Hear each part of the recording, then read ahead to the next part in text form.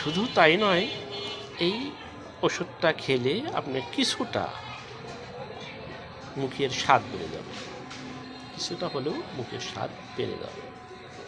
যাই হোক, ওষুধটির কথা অবশ্যই মনে রাখবেন, এটা কিন্তু খুবই গুরুত্বপূর্ণ। আপনি যখনই এটা খাইলে আপনার খুব একটা পার্শ্ব প্রতিক্রিয়া দেখা যায় না, আপনি খেতে পারেন।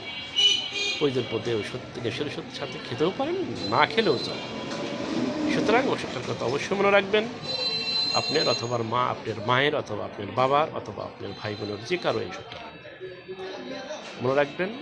চোখে ঝাপসা দেখা, চোখে কোণ দেখা, চোখে ঘোলাটে দেখা, চুল পড়ে যাওয়া, স্কিনের উজ্জ্বলতা কমে যাওয়া, এই সমস্ত ক্ষেত্রে এই ওষুধটা অবশ্যই অবশ্যই প্রয়োগ করুন। আশা করি আমার কথাটা আপনারা বুঝতে পেরেছেন। ভালো থাকুন, সুস্থ থাকুন। আল্লাহ হাফেজ।